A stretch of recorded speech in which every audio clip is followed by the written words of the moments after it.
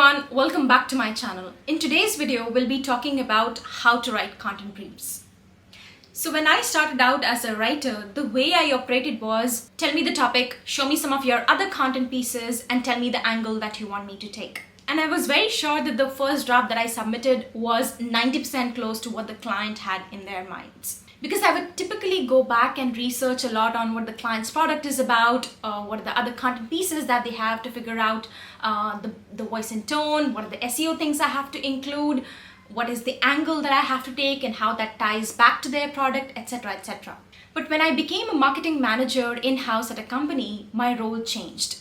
I had to assign a few of these pieces to other freelance writers. I gave them the topic, I showed them some other content pieces on the website, and I told them, go figure out and do this on your own. But when I saw the draft, it was not even 10% close to what I had in mind. What the writer wrote was not in alignment to our brand and voice. Plus, she had not understood the persona that we were writing the article for. So I added as many comments in the doc as possible to help the writer understand what is the persona that we are writing for and what is the brand and voice that should be there in the article. But she responded back saying that these are all major edits and she would have to entirely rewrite the article, which she was not open to do. And I realized that that was a waste of time and resources.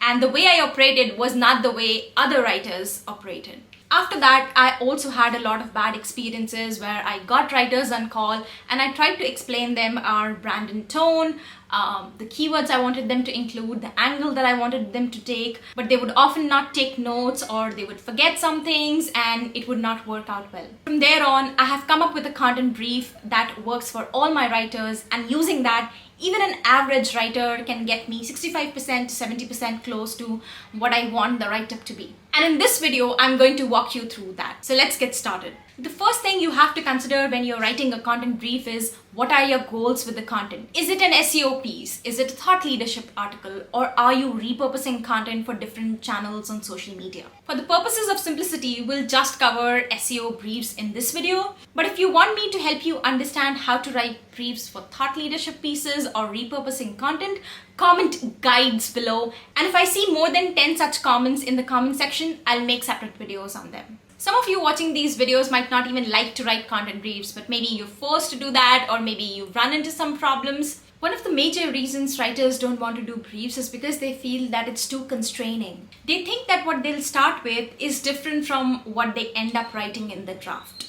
Many content chiefs, I don't know if that's a title, but many people who should be writing briefs don't write briefs because they think it's very limiting. Our team works with an agency called Brand Creatives in Hong Kong, and the editor there says that she does not like to write content briefs for me.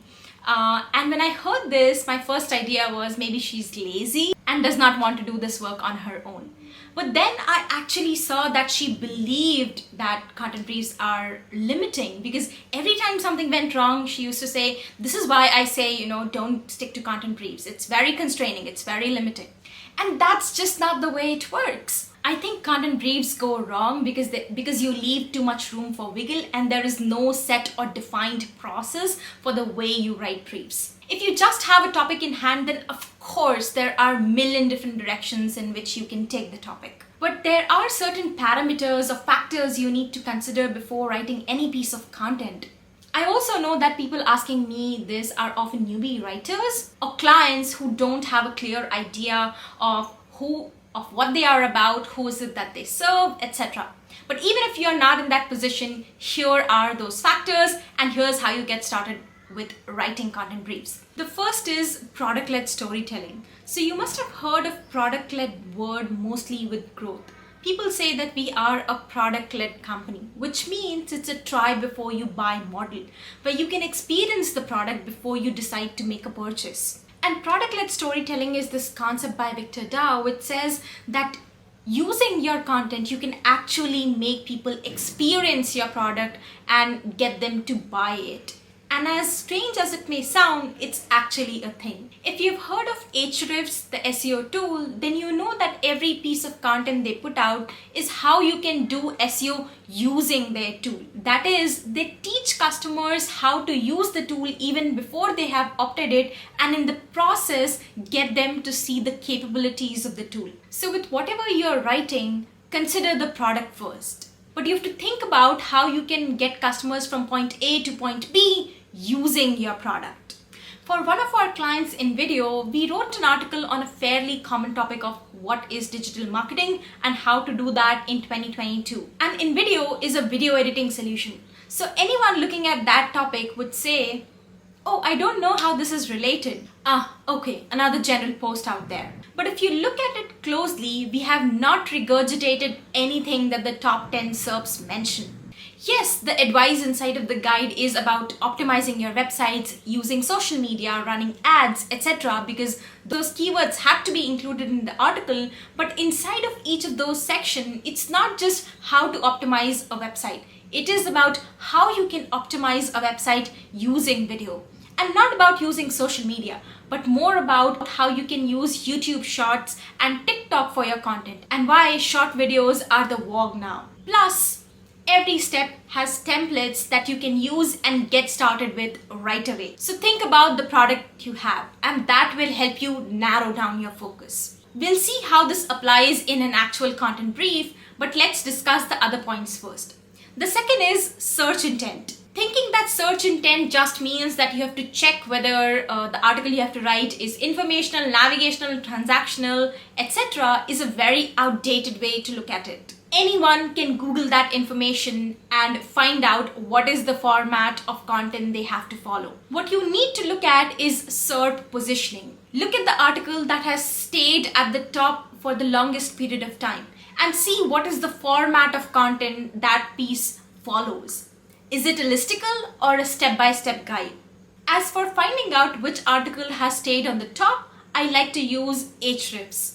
Google search is not reliable sometimes because Google keeps shuffling the position to see which content is working best.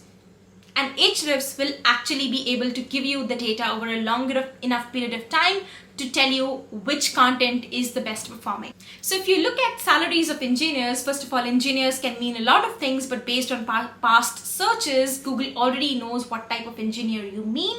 And if you look at the content, the best performing content is actually a tabular form of content. And once you know that, you can avoid writing maybe a long-winded post about what are the different salaries that are there across geographies based on your experience level, etc., etc. People are not looking for a long-winded post about what are the salaries they can expect and other things. They're just looking for a tabular format of content where you can give them the actual number. So look at the article that has stayed on the top for the longest period of time and follow that format of content. The third is the SEO and the content details. This is the most important section and it includes things like goals. So a summary of the topic and why are we writing on it. The second is the stage of the journey.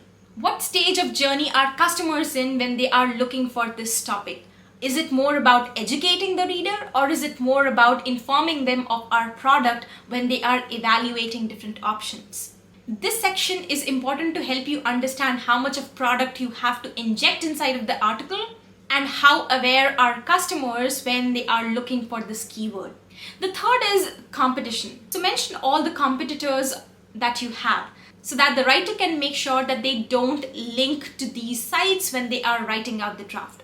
If I'm writing an article for ConvertKit, I do not want to link to MailChimp for any study they would have done on email marketing, even if their study is the only study available out there. So give them a list of your competition so that they can ensure that they don't link to them inside of the article. Next is the primary keyword that we are targeting.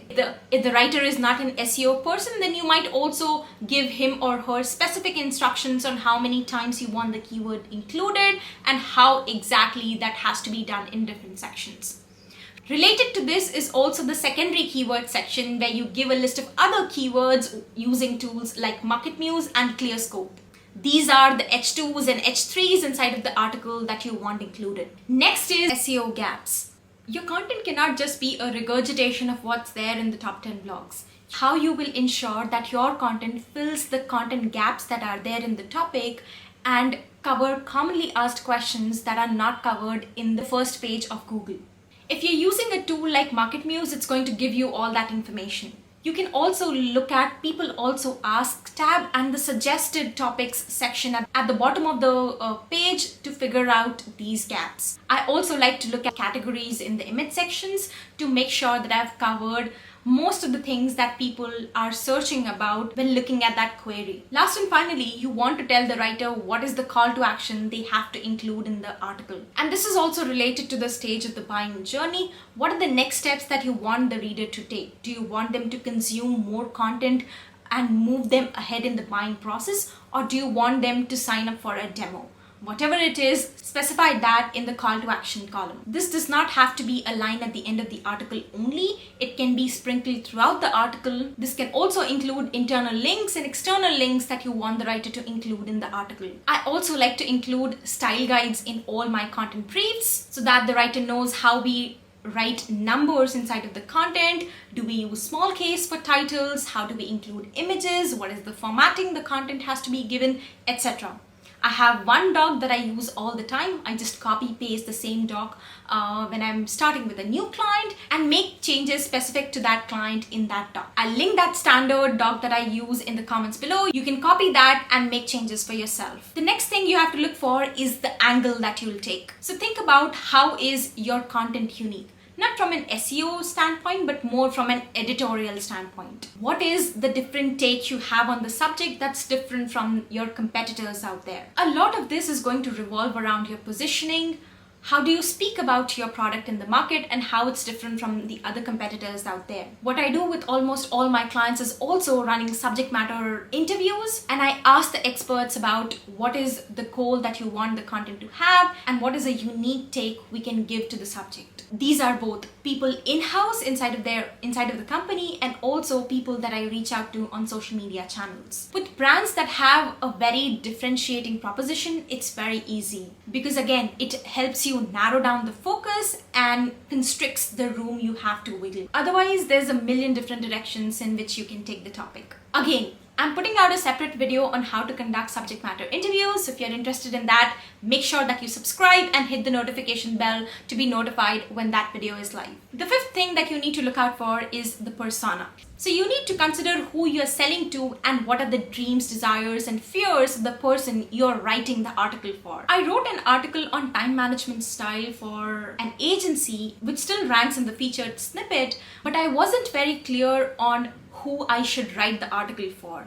It could be freelancers, it could be working professionals, it could be C-level executives. I just did not know what angle to take. Our product had use cases for all of them. But then we decided to write this for managers who manage remote teams in particularly. And that again helped me narrow down my focus and speak to the challenges that audience in particular faces. One thing that helps is checking the intent and the product use cases that you have. Our productivity solution was primarily for remote teams, and managers were the perfect persona who would generally go out looking for a tool like this. So it made sense for us to talk to that persona. Look into your product, its use cases, and also the search intent on Google to figure out what persona you want the writer to write for. Last and finally, think about the voice and tone. When I just started out, voice and tone made no sense to me. All the articles that I wrote sounded very business casual to me. They were written in the same way, and I considered voice and tone just to be a section in the content brief that was there because it had to be there,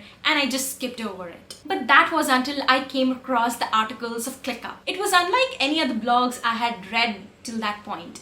And when I looked at them, I was like, oh man, these are awesome. I don't think I can write like that. And if you look at them, you'll realize they are funny, casual, irreverent, and very enthusiastic in their voice and tone, which is very different from the serious, formal, matter-of-fact tone that we see in most articles on the internet. So define for the writer how you want the voice and tone to be like. If voice and tone sounds too vague, think about these on these 4 parameters. 1. Are you funny versus serious? 2. Are you formal versus casual? 3. Are you respectful versus irreverent? And 4th, are you enthusiastic in your tone versus very matter of fact? And it's always good to mention in the brief that the writer should go through other content pieces that you have on the topic or give them links yourself that can help them understand the voice and tone that you want the write-up to have. So those were the 6 things you should consider before writing your content brief. 1. Product-led storytelling, search intent, the SEO and content details, the angle you want the writer to take, the persona,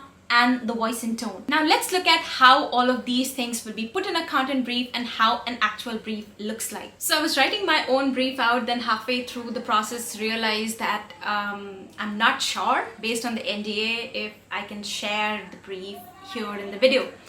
So what I did was I took Maddie Osman's brief that she had put out for ClearScope. I'll link to the video down below, and her original content brief that you can go check out. Her brief was very detailed, and what I did was I just took the topic that she had put out in the brief and repurposed it for how I would write the sections.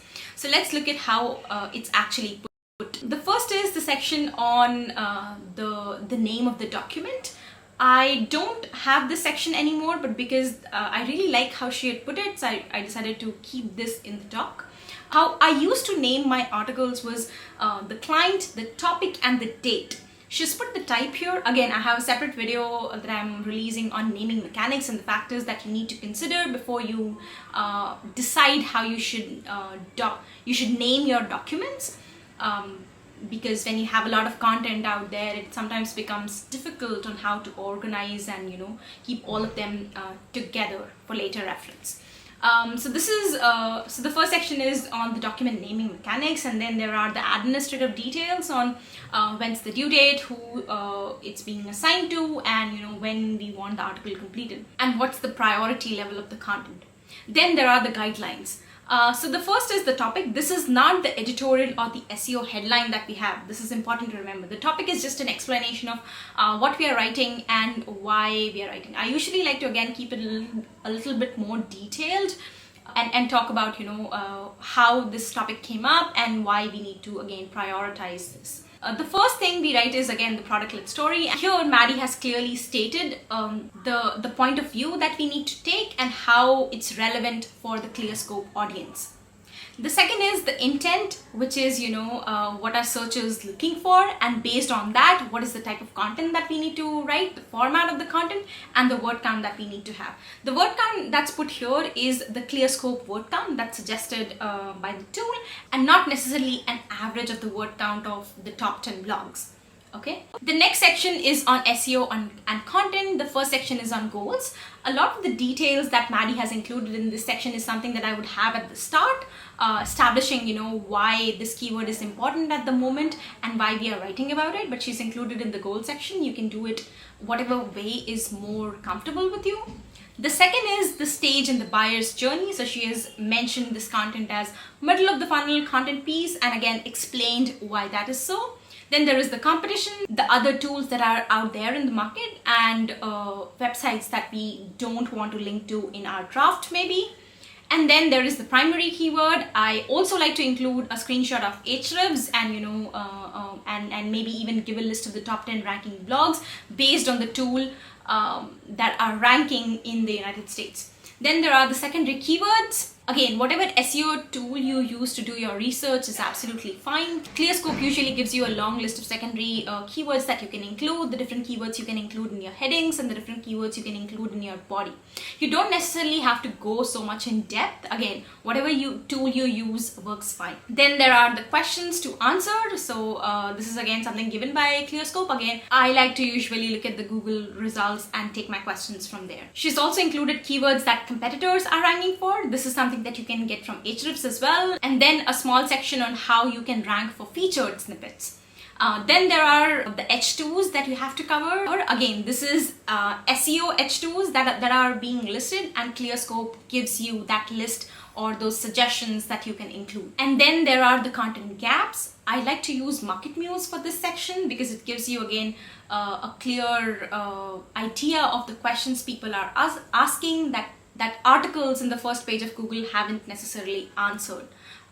Then there is the call to action that you want included in the article. The next is again my favorite section, which is the unique angle section. This is usually the longest section I have in my articles because I include everything that the subject matter expert said, the questions I want highlighted, the quotes that I want to put, etc. Then there is the persona, and the one mentioned here clearly aligns with ClearScope's audience. And then of course there is the voice and tone and a link to the style guide. I'm still waiting on a response from my client as to whether I can put out the brief or not. Hopefully I can link a brief that I have created for you guys down in the comments below very soon. And whenever that happens, I'm going to record another video of walking you through exactly what my brief looks like. I hope this was useful. This is Break, and I'll see you in the next video.